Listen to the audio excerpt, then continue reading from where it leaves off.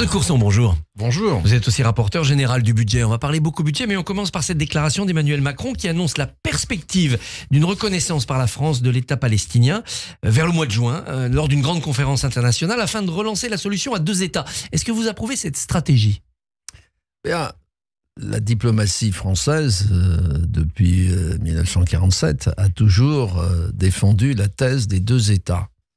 Si seulement la reconnaissance d'un État palestinien était un facteur de rétablissement de la paix. Vous y croyez ou... Écoutez, je suis allé il y a 2 ans faire tout un voyage en Israël. Et la grande difficulté, c'est que aujourd'hui, ce qu'on appelait autrefois les territoires occupés, voilà, c'est devenu une peau de léopard, la Cisjordanie. Ouais. Donc, un État, c'est des frontières. Alors, sur quelles frontières ? Il y a entre 500 et 700 000 Israéliens qui se sont installés en Cisjordanie. Qu'est-ce qu'on fait ? Qu'est-ce qu'on fait à Gaza ? Quel gouvernement ? Quelle autorité palestinienne ? L'autorité palestinienne a refusé de nouvelles élections. Et donc... ce serait une sorte d'État fantôme la légitimité, si vous voulez, du Fatah, il faut bien... c'est vraiment... Et sur Gaza, le Hamas a éliminé le Fatah. Voyez. Donc, quelle est la portée de la reconnaissance d'un État palestinien, ouais. Donc, et puis quelle est l'attitude du gouvernement israélien, ouais. On ne peut pas rétablir la paix au Moyen-Orient sans un accord, même s'il y a des pressions internationales entre le gouvernement israélien et les autres États autour d'Israël. Hier, Donald Trump a suspendu pendant 3 mois les droits de douane qu'il avait annoncés, sauf pour la Chine. C'était donc du bluff ? Bien, je crains fort qu'on en rationalise des positions du président Trump qui sont totalement irrationnelles. Voilà. On a reçu récemment, la semaine dernière, l'OFCE. Et on leur a posé la question, mais si le président Trump maintenait sa thèse à 20% de droits de douane, qu'est-ce que ça donne ? Il nous dit, voilà, pour la France, c'est entre 0,2 et 0,5, c'est parce que si l'Union européenne réagit, et j'espère bien qu'elle va réagir, oui, de croissance en moins. Mais pour les Américains, c'est bien pire. C'est de l'ordre de 0,8, 0,9, une inflation de 2,5, etc. Donc, si vous voulez, il y a quelque chose de totalement irrationnel. On voit la réaction d'ailleurs des bourses et des milieux économiques, y compris ceux qui ont soutenu le président Trump dans sa dernière campagne électorale. Et alors maintenant, il explique qu'il a fait exprès de faire ça, mais c'était uniquement pour combattre et réduire l'énorme déficit avec la Chine. Enfin, tout ça est totalement irrationnel. Éric Lombard, le ministre de l'économie, on conclut quand même qu'il faut réviser à la baisse notre prévision de croissance. Il met la croissance à 0,7 pour 2025. Est-ce que vous validez ce calcul ? Je rappelle que dans le projet de loi de finances initiale 2025, c'était 1,1 qui a été réajusté à 0,9 en cours de débat. Et la Banque de France avait déjà, avant les décisions de M. Trump, réajusté à 0,7. Et en fait, si M. Trump maintient tout ou partie de ses propositions, on peut dégringoler à 0,5, 0,4, 0,3. Donc plus le risque de rupture. Hein. Oui, ça peut dégringoler vite, ça peut dévisser. Oui, c'est-à-dire une crise. Okay. Ouais. Donc notre budget, celui qu'on a voté avec tant de mal, il est caduc. Oui. Il l'était déjà partiellement lors du vote, puisque plus personne ne croyait au 1,1, qui a été réajusté au dernier moment à 0,9, et beaucoup de prévisionnistes, si vous voulez, étaient bien en dessous. Ils étaient jusqu'à 0,5, 0,6 pour les plus pessimistes. Et donc, on a une situation, si vous voulez, qui se dégrade. Qui appelle loi de finances rectificative au plus vite pour monter les impôts, baisser les dépenses. Non, il n'y aura pas de loi de finances rectificative, puisque la terreur du gouvernement, c'est une loi de finances rectificative, comme le précédent gouvernement d'ailleurs. Donc, il n'y aura pas de loi de finances rectificative. Donc, la seule chose sur laquelle peuvent jouer les gouvernements, c'est la réduction des dépenses de l'État, puisqu'on vote des plafonds de dépenses. Sur la sécurité sociale, c'est beaucoup plus difficile, puisque ce qu'on vote, c'est des crédits évaluatifs dans la loi de financement de la sécurité sociale. Quant aux collectivités territoriales, le gouvernement n'a aucune prise sur les dépenses des collectivités territoriales, qui en plus sont couvertes par, dans notre Constitution, le principe de libre administration des collectivités territoriales. Donc il ne peut agir que sur les recettes éventuellement des collectivités territoriales. Vous étiez au cœur de la commission d'enquête sur le dérapage de l'année précédente. Est-ce que le gouvernement nous a caché la situation? Est-ce qu'il y a eu dissimulation? Alors, j'ai toujours essayé dans la vie de ne pas être excessif. La preuve, vous la trouverez dans le rapport qui sera publié lundi. C'est très simple. En fait, le gouvernement a dissimulé et différé la révélation de la vérité. La vérité, elle finit toujours par exploser, notamment dans la loi de règlement.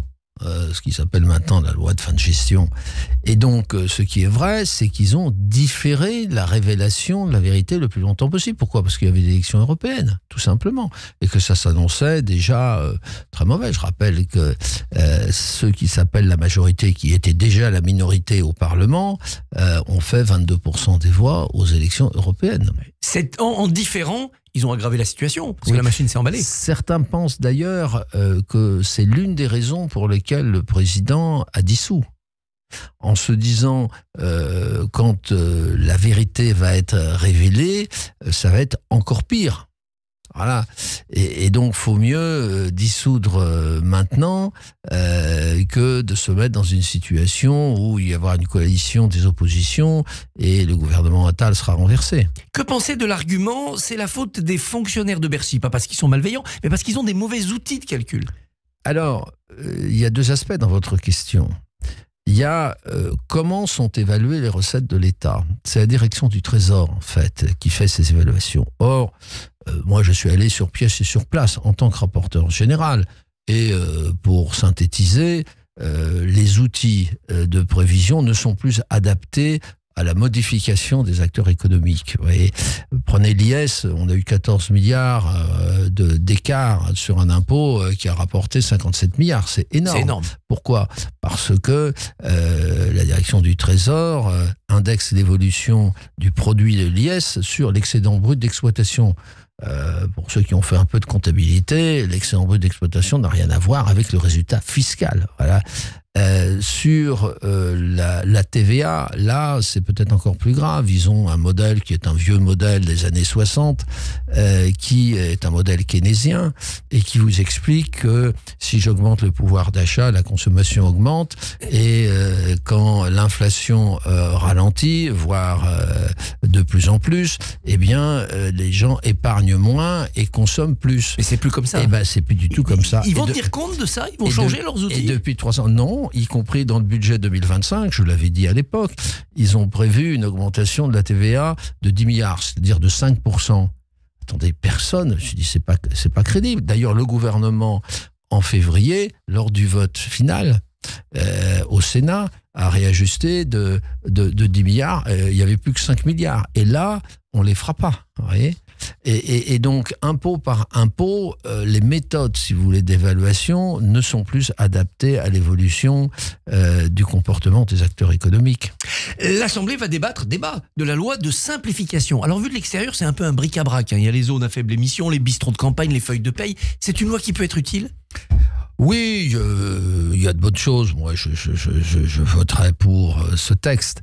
Mais c'est vrai que c'est un peu un bric-à-brac. Vous voyez, les ZFE, ayons le courage de dire on supprime les ZFE. Je veux dire, On s'est planté. Pour le bien de la planète, on a pris une mesure inefficace et injuste. Même pire, une mesure antisociale. Dans la Marne, par exemple, il y a qu'un cas, il y a à Reims, puisque vous savez, il y a un seuil de population. Voilà. Mais on pourra aller à Reims avec n'importe quelle voiture, non? J'en discutais avec le maire de Reims quand il a dû mettre en place ZFE. Il m'a dit, tu sais, je vais faire le truc le plus petit possible, parce qu'il voyait bien que c'est une mesure antisociale, puisque ça consiste à réduire la pollution en centre-ville, où en général habitent plutôt les couches aisées, et de reporter la pollution sur les zones périphériques. C'est ce qui s'est passé d'ailleurs à Paris.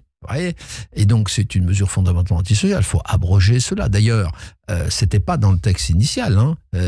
Mais là, je pense qu'il y a une bonne chance qu'on abroge purement et simplement les ZFE. Et la feuille de paye, résumée à quelques lignes, c'est bon pour les salariés ou on va nous arnaquer, entre guillemets? Non, mais il n'y a pas de vraie simplification de la feuille de paye. Ça c'est facial. C'est une idée. Voilà, si on veut simplifier la feuille de paye qui a entre 24 et 27 lignes, vous voyez, à la Libération, la feuille de paye, c'était 3 lignes. Vous voyez, on est passé de 3 lignes à 27. Je vous donne un exemple. Il y a 3 lignes pour la CSG déductible, la CSG non déductible, la CRDS. Moi, j'ai proposé qu'on unifie tout ça. Les assiettes sont pratiquement identiques et qu'on rende tout ça déductible, hein, et avec un taux qui serait légèrement augmenté de façon à ce que les recettes soient les mêmes. Vous voyez, ça, c'est des mesures de simplification. Est-ce que c'est de la simplification aussi que d'envoyer les OQTF les plus dangereux à Saint-Pierre-et-Miquelon, comme le propose Laurent Wauquiez? Non, mais ça, c'est dans le cadre, si vous voulez, de la campagne électorale au sein des Républicains. Une petite surenchère. Entre M. Retailleau et M. Wauquiez, où M. Wauquiez, on dit qu'il serait plutôt en difficulté. Et donc, comme c'est les militants qui votent, c'est-à-dire 20, 23, 24 000, quelque chose comme ça, personnes, pour gagner les élections dans les partis de droite, il faut se droitiser, si vous voulez. Il faut leur faire plaisir. Mais c'est pas réaliste. D'ailleurs, si vous deviez envoyer 180 000 personnes dans Saint-Pierre-et-Miquelon, qui, je rappelle, a 5 000 habitants, expliquez-moi comment ça tient. Et on va mettre des tentes, on va mettre... Enfin, tout ça n'est pas réaliste. D'ailleurs, Laurent Wauquiez a lui-même rétro-pédalé en expliquant que c'était une mesure dissuasive pour inciter les gens à repartir dans leur pays. Si vous ne repartez pas dans votre pays, je vous envoie à Saint-Pierre-et-Miquelon. En quelques mots, vous qui avez gagné tant d'élections législatives, vous pensez que cette assemblée, elle ira jusqu'en 2027? Alors, ça n'est pas exclu, parce que celui qui décidera de cela, c'est le président de la République. Au moins jusqu'à la fin de son mandat. Or, aujourd'hui, est-ce qu'il a intérêt à dissoudre? Tout le monde sait ce qui se passera. Ils sont revenus à 160, ceux qui le soutenaient, et qui le soutiennent d'ailleurs de moins en moins.